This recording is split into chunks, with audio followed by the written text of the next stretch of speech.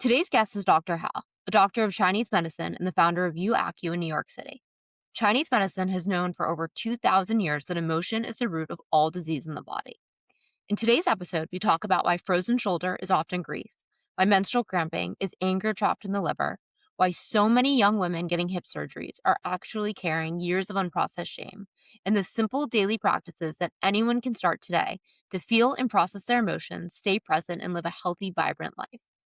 Dr. Hal is a wealth of knowledge. There are so many tactical tips and takeaways in today's episode. Let's get into it. Welcome to In Alignment. I'm Annie. And I'm Marissa. You were meant to find this today, and we're so glad you're here. Hi, Dr. Hal. We're so excited to have you on today's episode of In Alignment. We would love for you to kick off with a little bit about yourself, your work, and how you got into Chinese medicine and acupuncture. Thank you. Good seeing you again, Marissa, and welcome to everybody that's in alignment. It's really great to be here today and to be able to discuss Chinese medicine with everyone. I'm in my studio right now, so you can sort of see what I work with. But I started in nursing, actually. So I started with a psychiatric nursing background, and I worked in Western medicine for about 8 years. And this was back in the 2000s. So I graduated high school and I went right into nursing school. I'm now 46, will be 47. And so that was a journey. And I learned a lot about what was not being taken care of with people and which was not holistic, but also where people weren't being heard. And it was disheartening to me. And I started getting a little bit jaded and losing empathy. So I decided I needed to not be one of those nurses. So I took a step back. I went back to school. I went to sales and marketing, and I ended up working in fashion, which didn't require empathy. It was just fun. And I could chat away and just meet people. And I did that for 8 years as well. My last bit of it was actually not in fashion, but it was still similar role. I was a concept director. So I worked for a major fitness company and I launched a new concept for them. Always really successful. And I said to myself, why am I doing this for other people? What can I do for myself? How do I work for myself? And how do I help people a little bit further? How do we get back to listening to people and not just having transactional interaction? So I took a step back, and since I had been practicing Reiki at that time for about 10 years, actually a little bit more than that, maybe like 12, I thought that I needed to get into energy medicine, and Chinese medicine called my name. I actually had a meeting with a medium, and the medium told me that herbology and acupuncture was in my future. And now husband, then boyfriend, told me, why don't you do acupuncture? And I'd never had acupuncture. So I'm like, I don't know anything about it.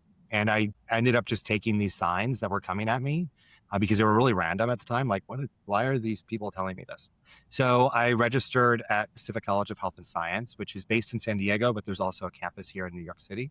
I went to both of them because I have a doctorate in Chinese medicine now. So anyway, in New York, you need a master's of acupuncture or Chinese medicine. It's called a master's of traditional Oriental medicine. Which is a 4-year program.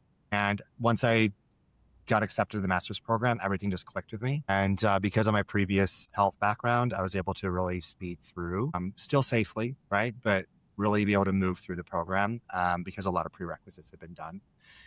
So I got my master's, which is normally 4 years, but I did it in about 2.5. Mainly the bulk of it was clinicals and sign-offs and so many patients you need to see, along with, of course, learning all the herbs and all the points and the theory. But I just did that full time and really went all in on it.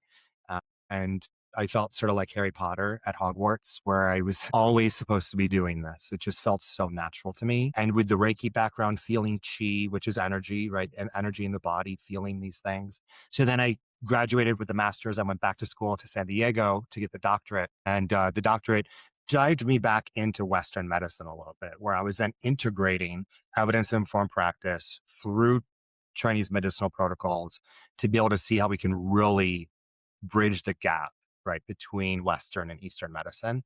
And with that education and that experience, along with my intuition and the classical Chinese medicine training that I've had from a lot of mentors and going to China and studying a little bit there and different shamans in Guatemala, I ended up really realizing that this is an emotional medicine, right? We were told this in school, but really that's where the key is. And we've got to start with emotion. We can't start with the physical because emotion is what actually causes the physical to be out of alignment. So, for those listening, one of the reasons I was really excited to have this conversation with Dr. Hal is I actually have seen Dr. Hal for acupuncture and learned a lot of the things that we talk about today at Shift from you, actually. And one of the things that you just sort of said at the end about Chinese medicine being very emotion based, I remember in one of our early sessions you saying that emotion is the cause of all dis-ease in the body. Can you explain that a little bit? Yes. So it states in one of our classics, which is the Su Wen. This is a tome of knowledge, as I like to think of it. It's probably dating back almost 2,000 years old. I don't have the exact number, but it's old, right? And this is really where it was one of the first written texts because it was actually, as an acupuncturist, you weren't supposed to be writing things down. It was supposed to be carried and passed along, right? From Taoist priest to Taoist priests, right? From practitioner to apprentice. But it states in there, that emotion is the cause of all dis-ease. And the way that that works or how that makes sense is we have different meridians in the body. There's 12 primary meridians. A meridian is an energy channel. These energy channels are connected to an organ, right? So you can think of the organ being like the energy center of that meridian. If you don't have that organ, let's say your gallbladder is removed, you still have the energy channel, right? It's still there. This is more of a pathway. And these pathways run through the fascial planes in the body.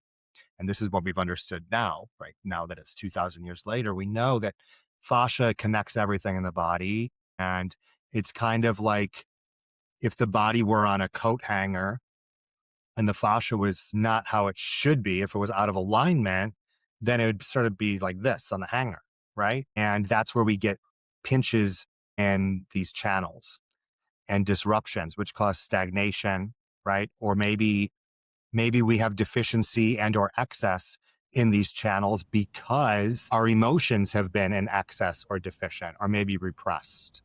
So emotion is connected to elements. Elements are connected to these meridians. So these 12 primary meridians all connect with an element. There's 5 primary elements, and we use fire twice. So therefore, we can split it up into 6 pairs. Okay, of fire, earth, metal, water, and wood. So we have these 6 pairs to make the 12 meridians. There's an emotion attached to each one. So if somebody comes in with shoulder pain, I want to know where it's at in the shoulder, so I know what meridians are going through that area. Then, let's say it's in the front, like right around here, which is a lot of frozen shoulder stuff. That has to do with the lung and the large intestine, which are both metal meridians. Metal has to do with grief and sadness.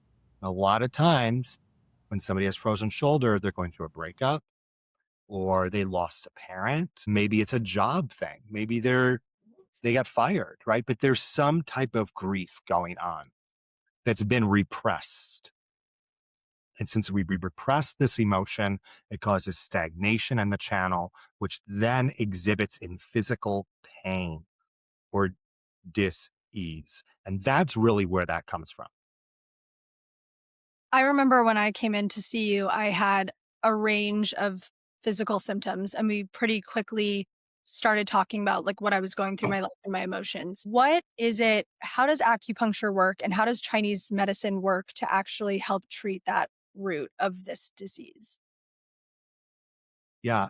So acupuncture, Chinese medicine is emotional medicine because that's the basis of how the body functions. Okay. And this is also what separates us from Western medicine because emotion is really not discussed.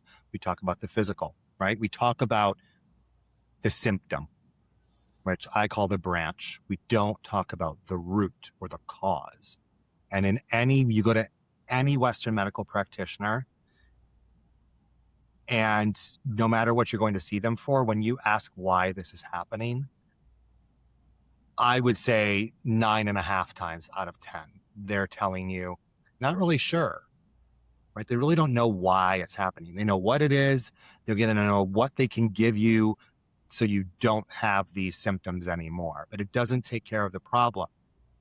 So the way that we fix things or decrease symptoms is by understanding, in Chinese medicine, is understanding the root, right? And this is where I call it getting gooey with the patient, going back to the emotional root, right?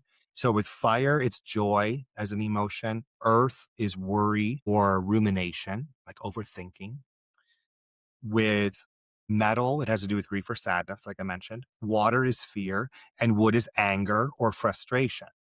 So when somebody says, I have discomfort, perimenopause discomfort, right? PMS discomfort, right? First of all, what does that mean to that person, right? And then we find out, and maybe it's cramping, right? So if we want to talk about that, this has to do with most likely anger and frustration going on, which is inhibiting the chi channel of the liver to be flowing smoothly. Because of that, we're getting blood that's backing up or clotting. And a lot of times these patients have clots in their menstruation, right? But then we need to free that up. As we free that up, as we can get that chi moving better and cause less anger and frustration, which they might say is anxiety or stress to them, right? Then we have a better menstrual cycle, right? That's just one example. I hope that answered the question. Definitely. I actually think menstrual cycles are a really interesting thing for us to chat about a little bit because it's one of the areas you focus on with women's health. It's also women's fifth vital sign. And Yes. we've discussed that a lot of women even come to you and say that their menstrual cycle is normal. And you ask a few questions, and many women have normalized things like pain. And a lot of the PMS symptoms that we're told in Western medicine are more normal. How is the menstrual cycle tied to this? And how can we use that as an indication of how our overall body is functioning and improve it? Yeah. So, there is more involved than just emotion. Emotion would be the major root of everything. But because of that, right, if you have a repressed or underactive or overactive emotional situation going on, right? Increased stress, anxiety, right? Increased fear, right? Decreased joy, whatever it might be, right? Then things are not flowing the way they should be. So we can just say that. But if that's not happening, then blood is also not being produced as efficiently as it should be, or blood's not being replenished in the body as well as it should be. And this is something that we don't talk about in Western medicine. So the spleen in Western medicine and Chinese medicine makes our blood. Okay. This is where our blood is made, and it's made because of the food we put in it. This is how it's directly correlated to our digestion, which is why digestion is basically what answers everything. If our digestion and our gut is not good, the body's not functioning well. Okay. But let's just stick with our menstruation and PMS stuff. So spleen makes the blood, right? But let's say we worry a lot. If we worry a lot or, we're overthinking, then the spleen gets tired because it's constantly using its energy to do that emotion. So it doesn't make as much blood.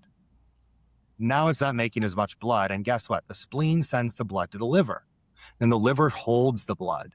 And the liver's job between the hours of 1 a.m. and 3 a.m., because every meridian, these 12 meridians correlate with the 24-hour cycle, each have 2 hours where they function at their premium. So between 1 a.m. and 3 a.m. is liver time, no matter where you are. Okay.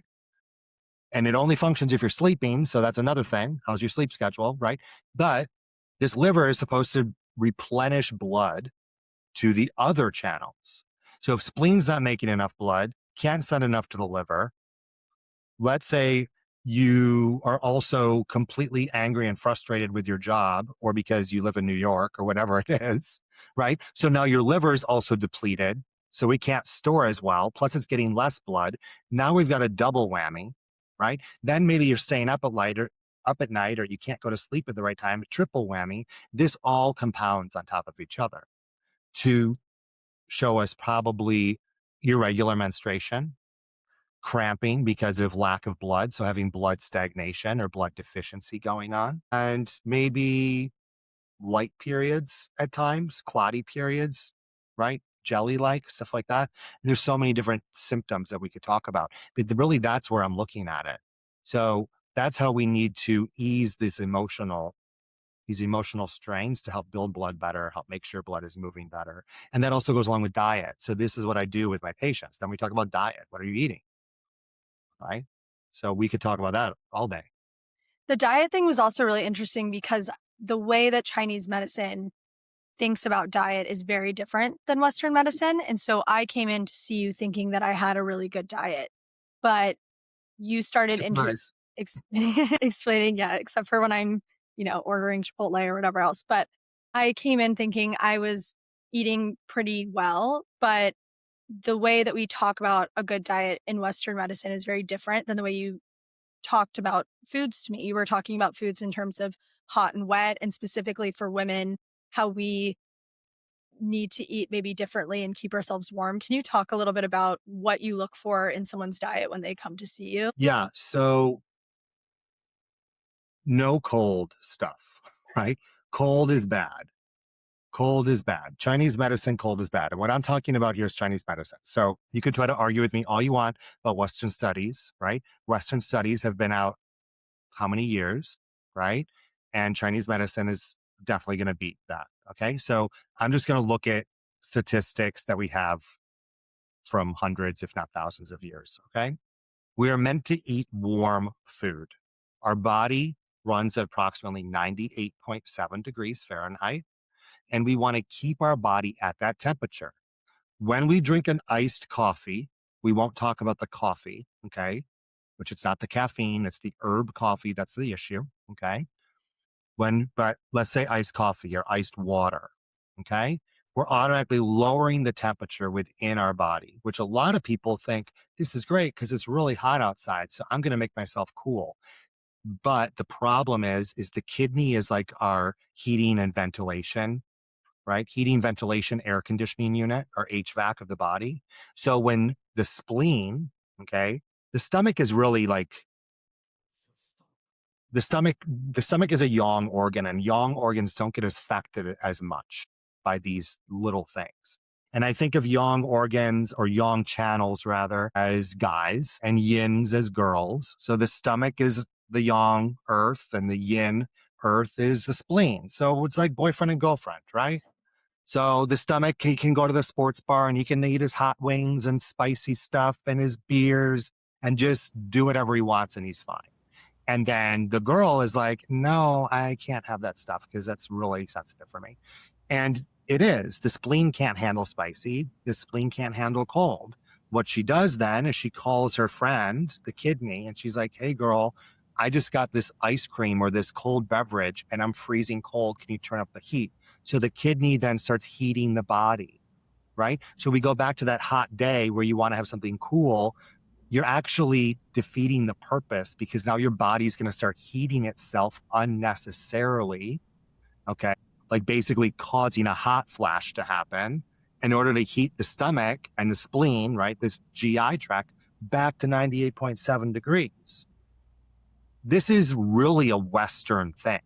Go back to India, go to Africa, go to China. These are like old civilizations, right? They still drink hot tea on a hot day, right?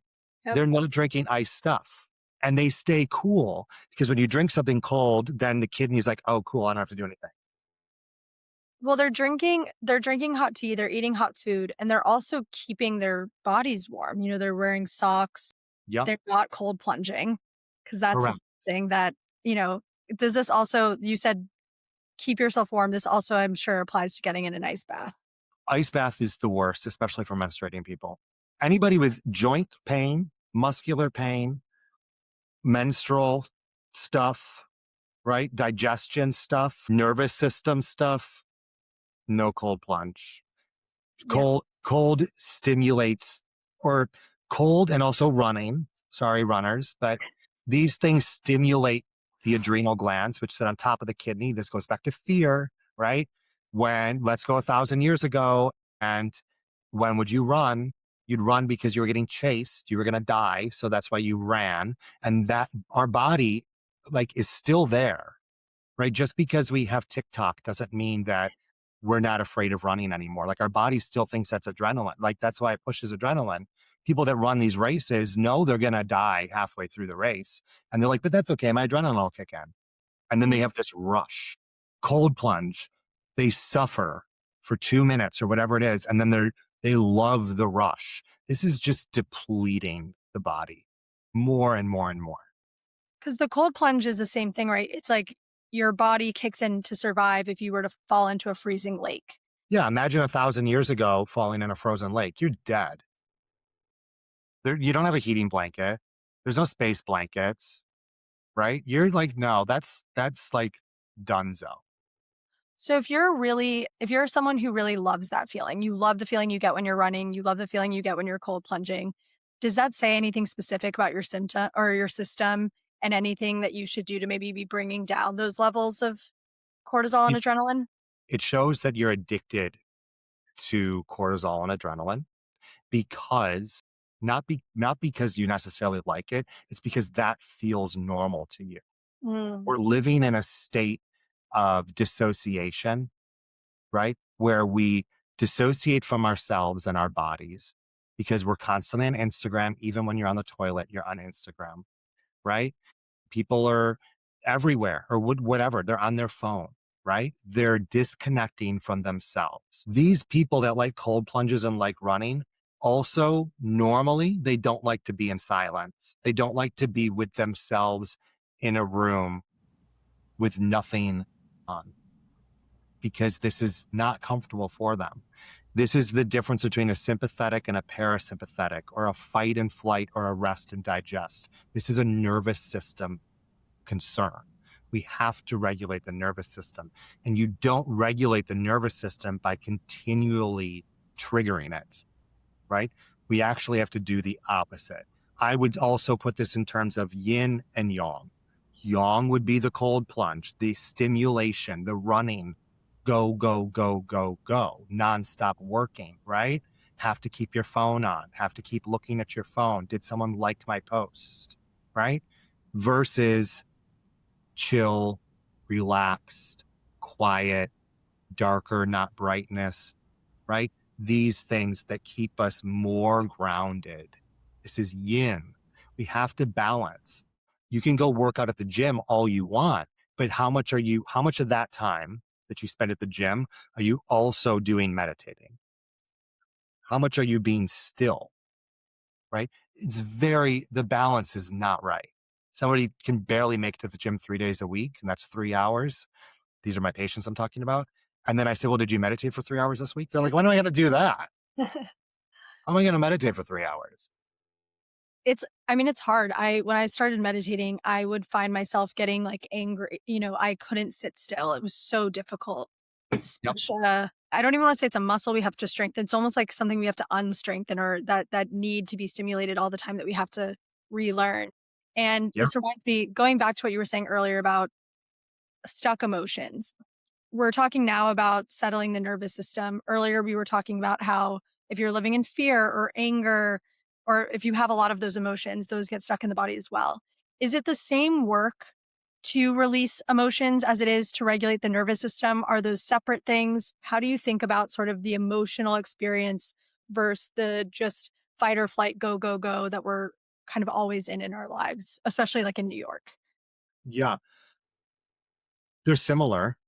They're similar.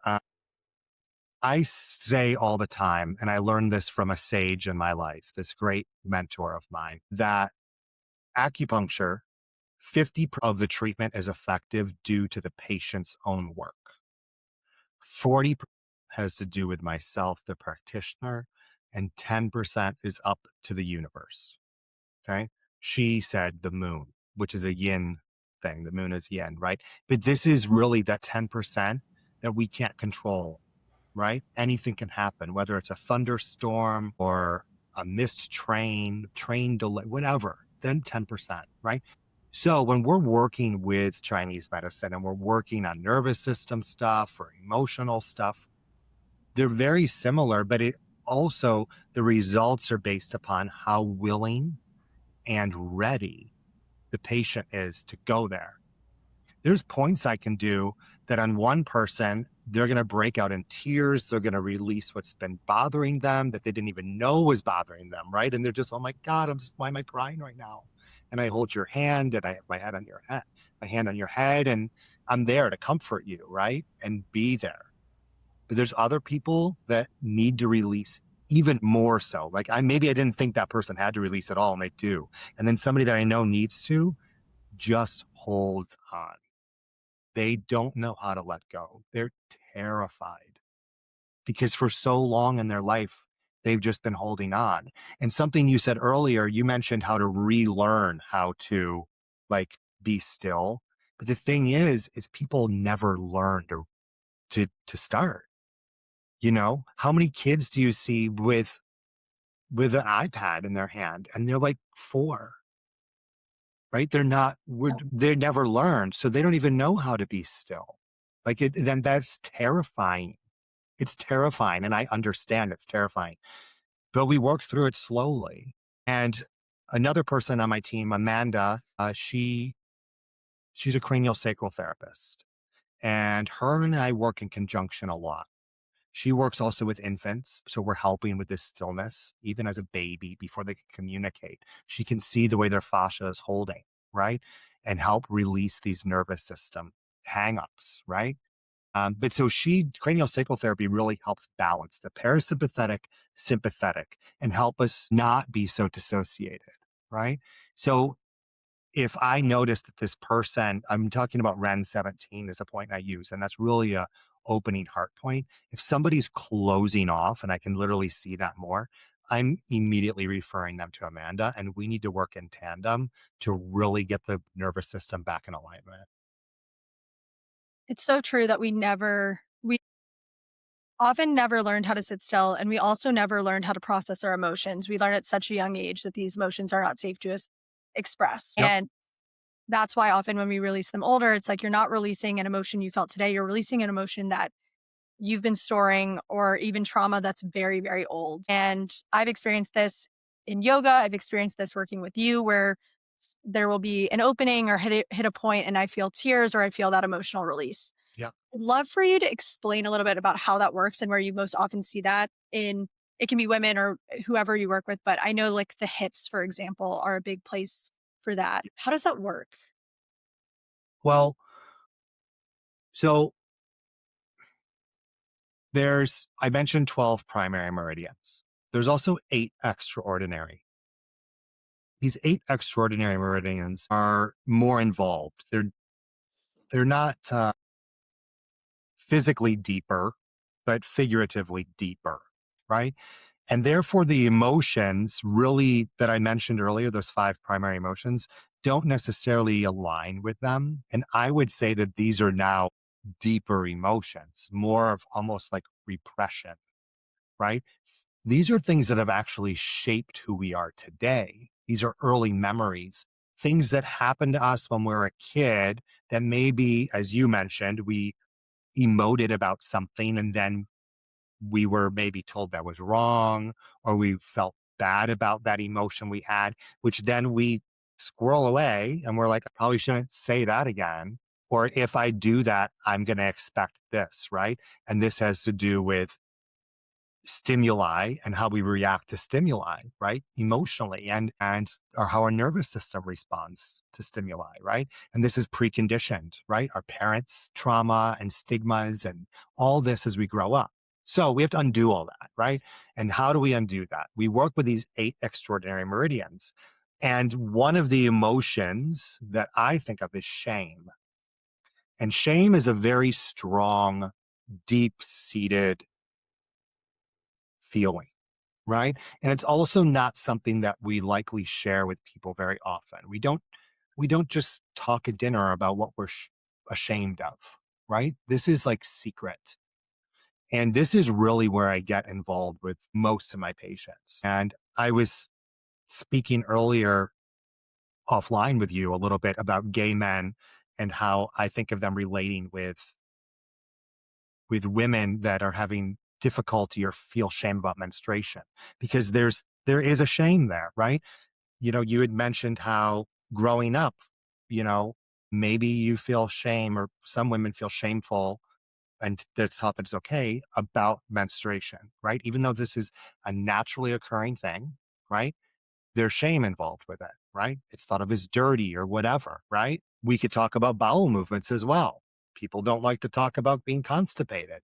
Like, oh my gosh, you don't talk about that, right? People don't like to be naked because, oh my gosh, you don't like those things, right? And these are all these type of things, these shame or deep seated fears, really, right? Or guilt that we have that we need to let go of. And gay guys, I work with a lot of gay guys, and and it affects their sexual function.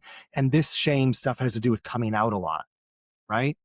Supposed to be the macho guy. They weren't the macho guy that, and I'm saying quotes, right?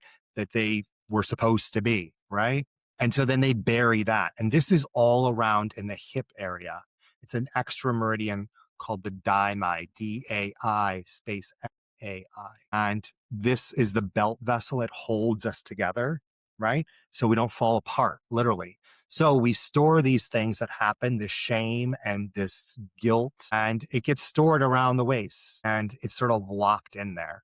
And by these things getting locked in there, just as I was talking earlier, it's decreasing chi flow and blood flow moving through the hip area.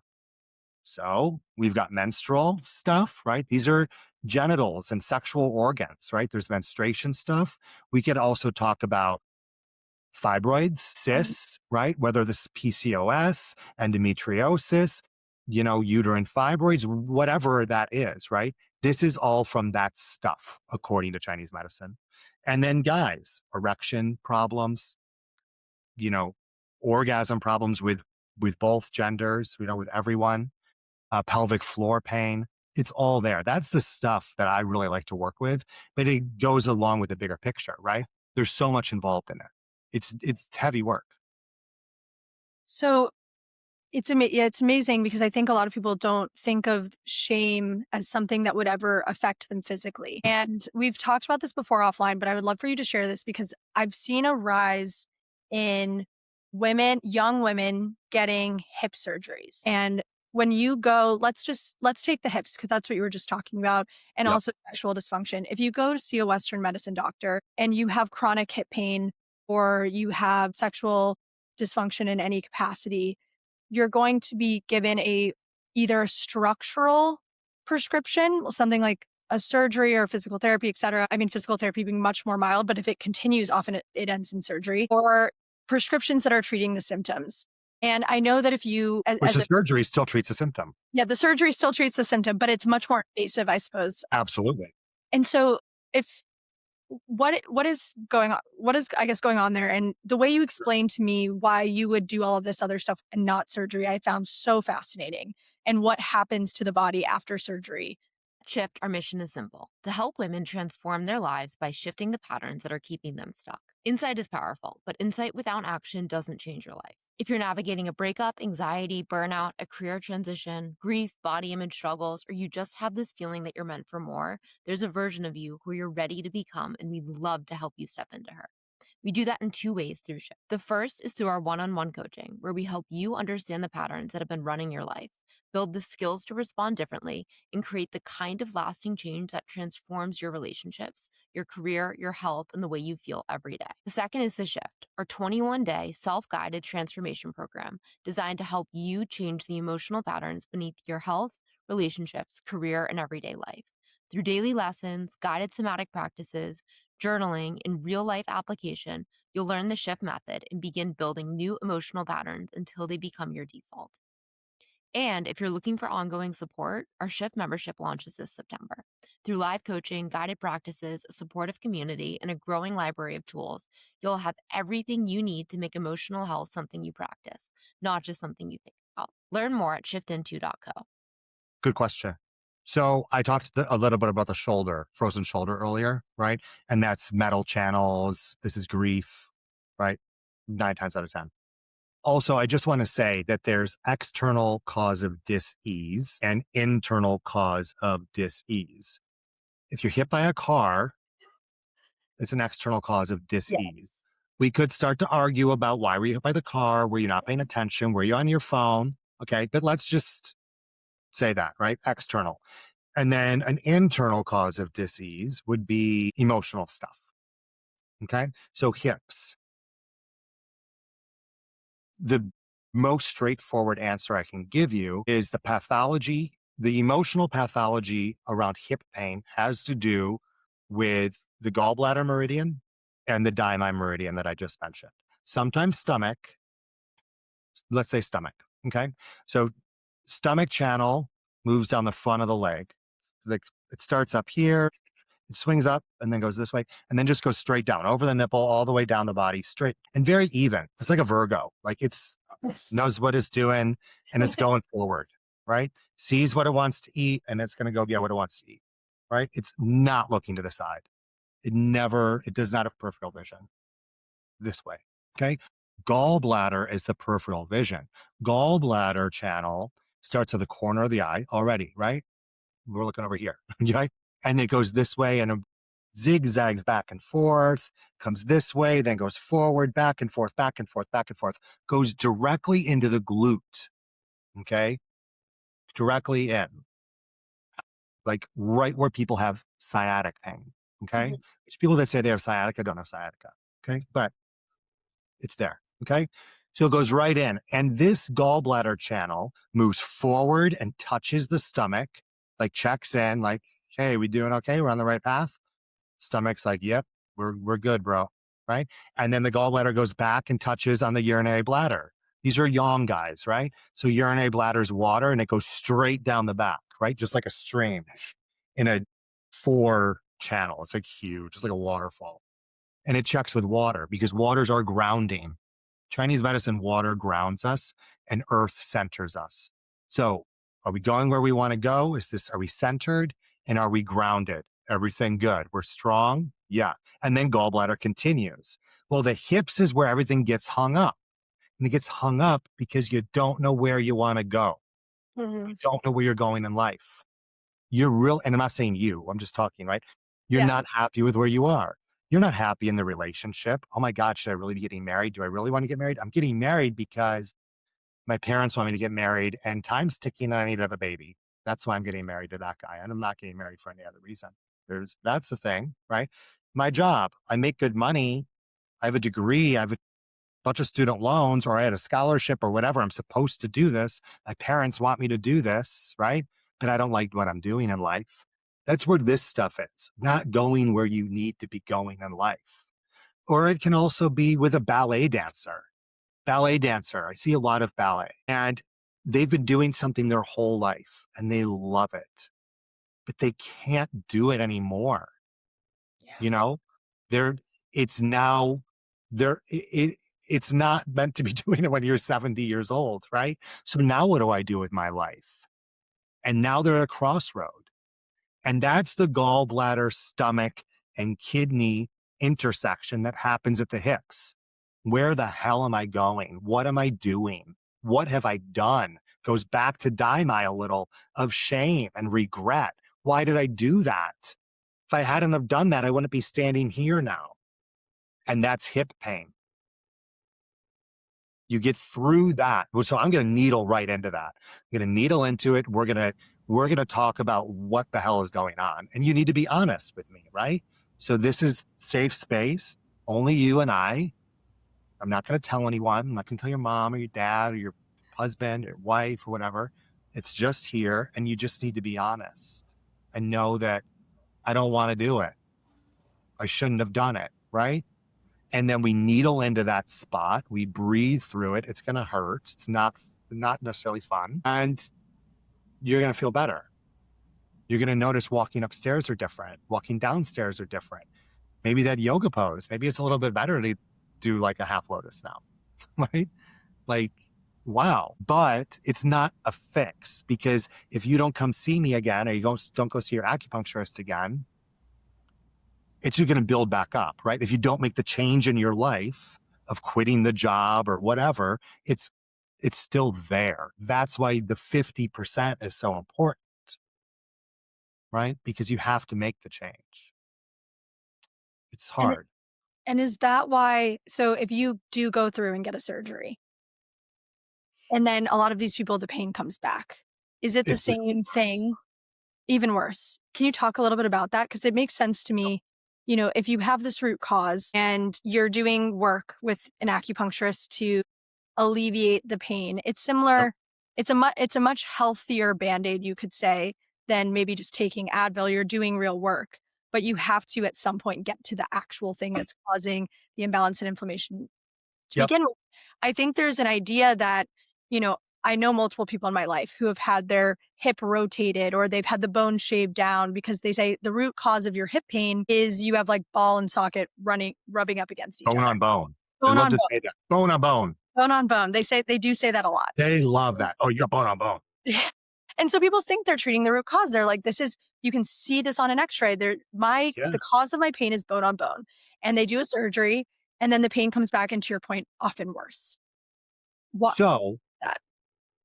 the bone on bone thing, I have like my best girlfriend, she just had surgery because of bone on bone. And I said to her, I was like, don't do the surgery.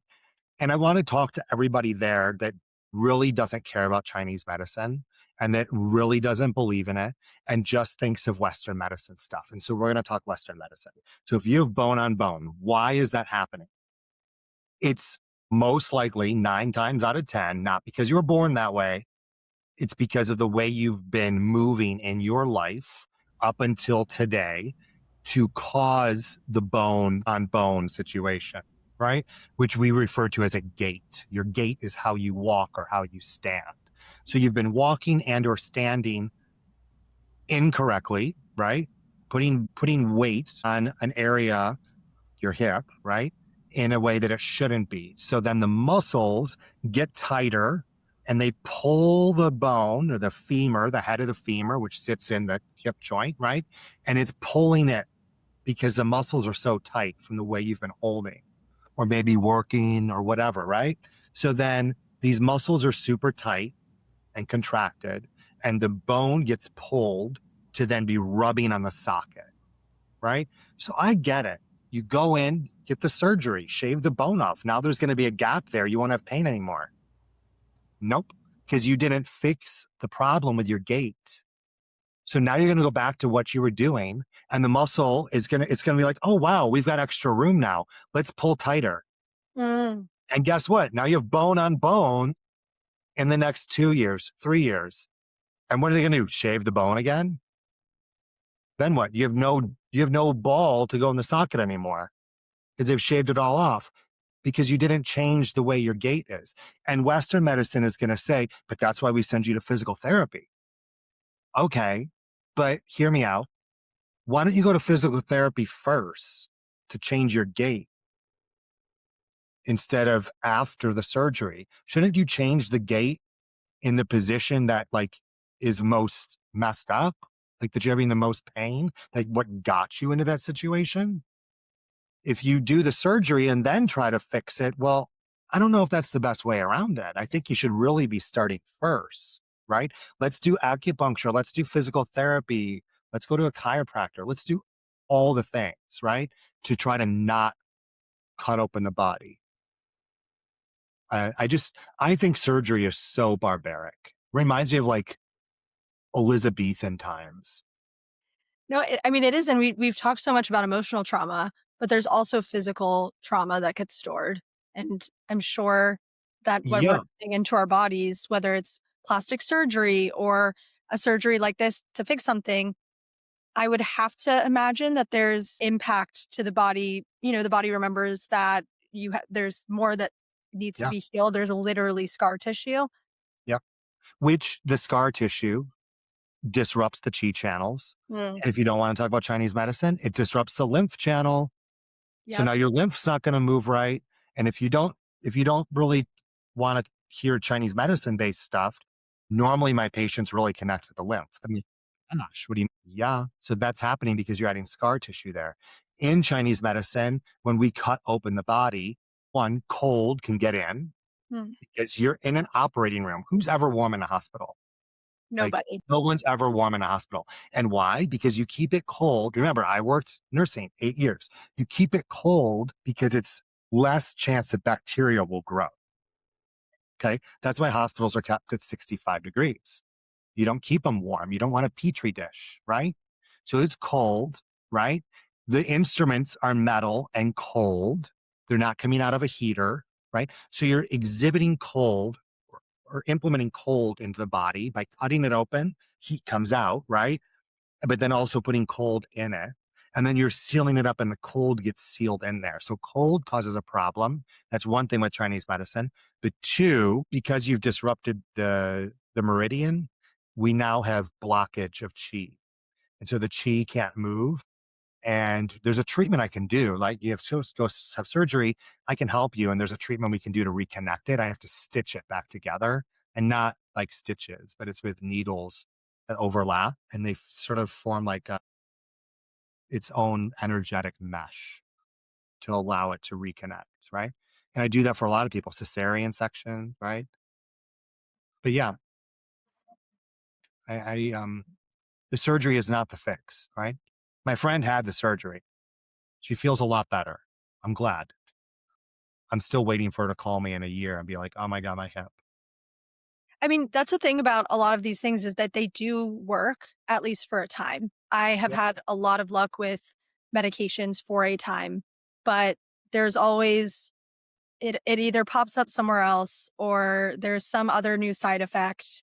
And what I've found through working with people like you, through my own journey, is our body, when left alone, will tend to rebalance us. And the more we're intervening with it, the further it starts correcting in more unexpected ways. And so when you start adding surgery and you start adding tons of medications and cold plunging and you're doing all of these things, I guess I would love to hear that.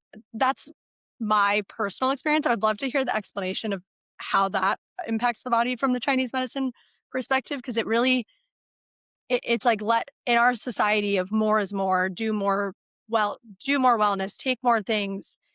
It actually typically our bodies function better with a bit less. Doing less.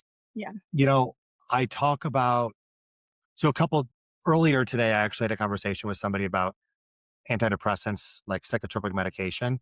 And to me, that's the same as like surgery. Like we really shouldn't be using, and I worked in psychiatric nursing, right? So remember, I'm very well versed in this and I've been on antidepressants myself. So they definitely have a place, but this is more of like a short term thing. Like for me, my dad was dying and I didn't know what to do. And I wasn't ready to break up with my boyfriend at the time because it was too much. And like, I couldn't handle all of it. So I did antidepressants to help me. And then after like a couple years, I was like, why am I still taking this little pill?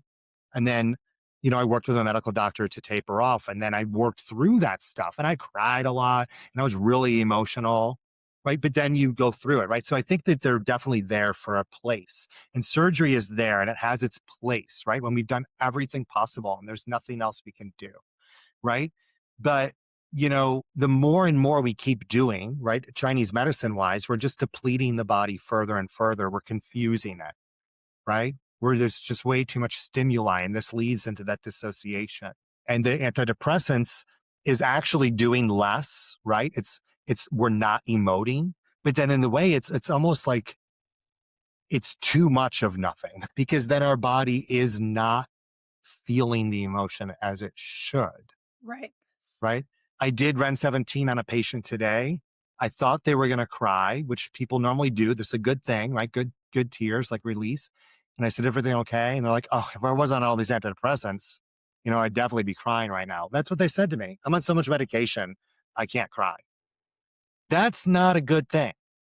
We need to be able to release this stuff. And so that's almost like pushing it to too much of an extreme of not doing it, like doing too little then. But, you know, if we think of our body as a classic, like amazing classic car with the chrome and like, you know, those 1950s, like beautiful cars that maybe do, like, I'm from Michigan and in Detroit, we'd have the Dream Cruise, which would go down Woodward, and it was all these old classic cars. But they do not go fast. They don't go out in the rain. They definitely don't drive over like any pothole. Like they are precious. And if we thought of our body like that and we really treated it preciously, right? And this goes along with everything: drugs, alcohol, cold food, cold plunges, right? But if we really tried to treat it in a precious way, I believe that we would see a different result, that we would have a more calm demeanor, that we'd be able to process emotion in a healthy fashion. We'd have better interpersonal communication, better relationships.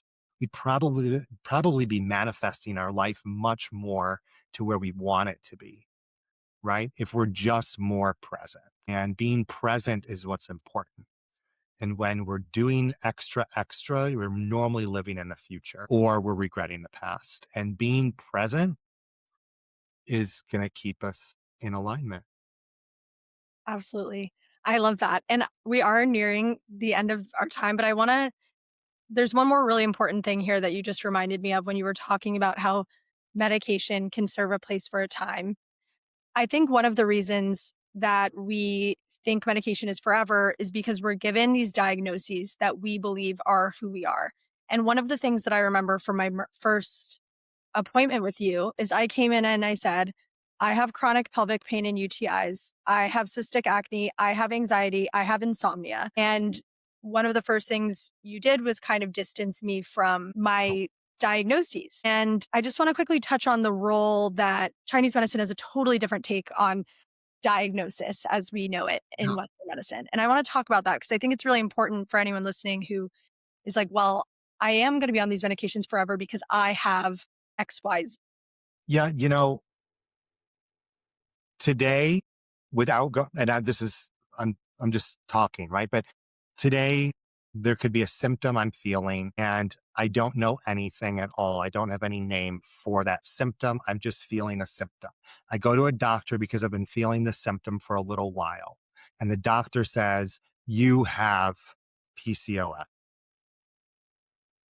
And then I have the choice to say, okay, am I going to define myself by this diagnosis and know that I am this diagnosis now?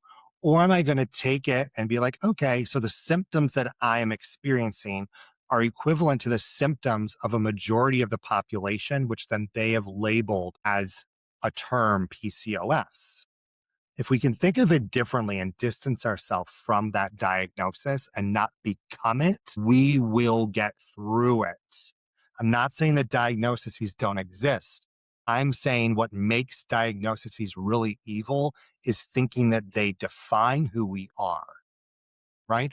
By saying when I first met you that you had insomnia and you said, I have insomnia. Okay, well, when you go to bed at night, you're probably thinking, I'm not going to go to sleep because I have insomnia, Oh, yeah. right? I Yep. have insomnia. I know I have insomnia. Or guys I see, I have erectile dysfunction. I don't get erections, right? They automatically have just stigmatized themselves and they're never going to get an erection because they think they're not going to get one, right?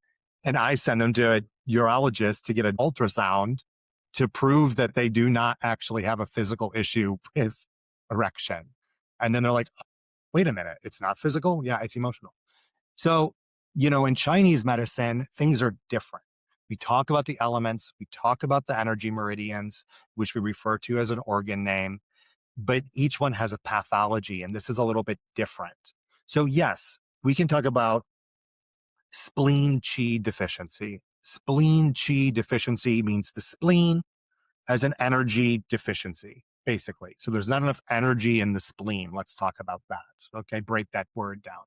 What that means is the spleen is not functioning at its fullest potential, okay, which could be due to a multitude of factors, which are different for that individual. They're different for me and they are different for you.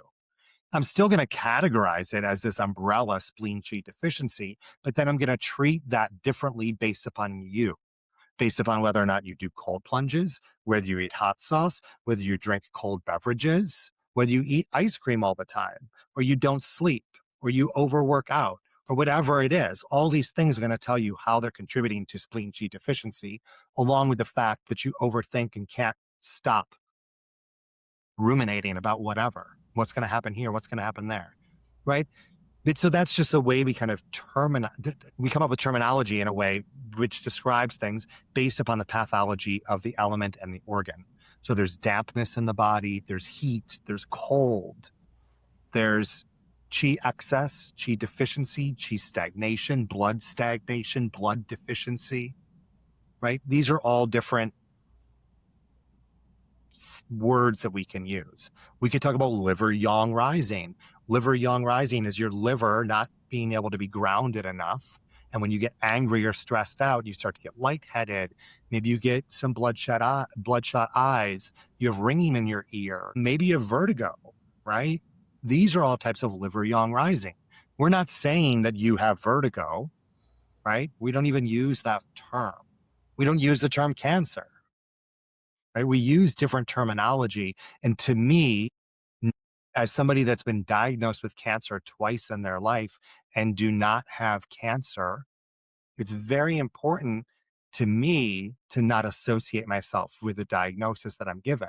Because when I was told that I had stage 3 lung cancer, which was about 6 years ago, if I believed that, I probably would have gotten really disheartened. And I probably would have thought, well, I'm going to die. So why even go get my doctorate? Why do that?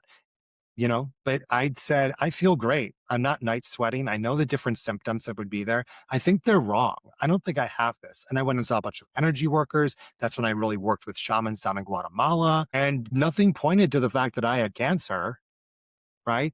And I came back and did a biopsy, which was really against my belief. But I said, no, I'm just going to do this. And then they're like, oh, we were wrong. You actually don't have cancer. It looks like it, though. Hey, Wow. that was big. But so you just, you don't know. We don't need to call things by these scientific names. It goes back with labels, right? Does it really matter about gender? Does it matter about sexuality? Does any of this stuff really matter? We're just people. And to your point, when you are trusting a label over your own body's experience, you're creating further distance between, your own experience, which no one else can ever fully experience what you're experiencing for you. And so we have to be connected with that, and we have to trust it, and we have to listen to it, and we have to advocate for that, because no one Yeah, else can do that for us. exactly. And that's why I like Chinese medicine, because it's individualized. Yeah. It's not a generalization. And I understand why we have Western diagnoses, and I think that they're important to help us understand in a scientific way of generally what could be happening with us and how to try to help us explain the what, but it's never going to tell us why.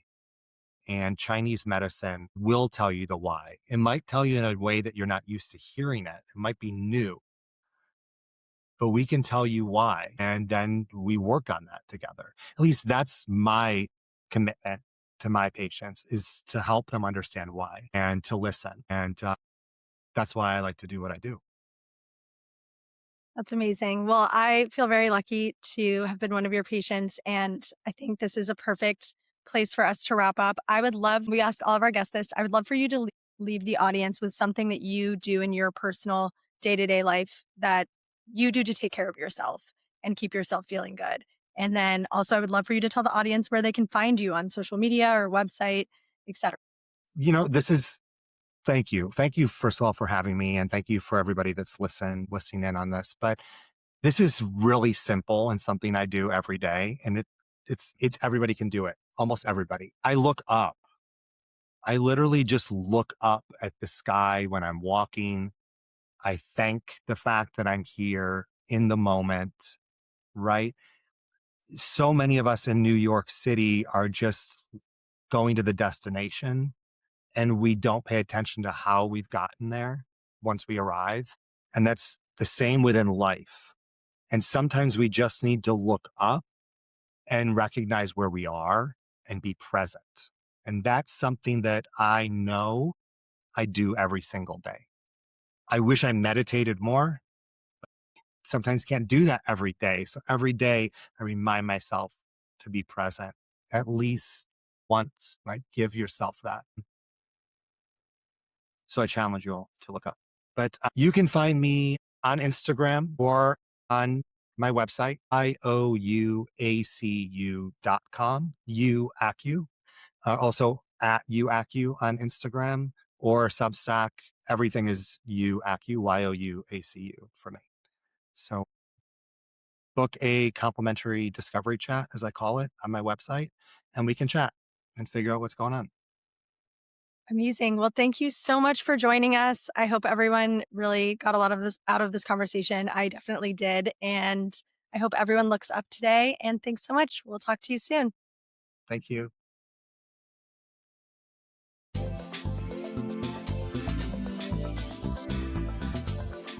If something in today's conversation resonated with you, take a moment to pause and notice where it's sitting within you. Living in alignment is not about fixing yourself or becoming someone new. It's about listening, trusting, and slowly coming home to who you already are. Thank you for spending this time with us and for being part of this community. If you enjoyed this episode, you can subscribe, leave a review, or share it with someone who might resonate with it too. See you next time.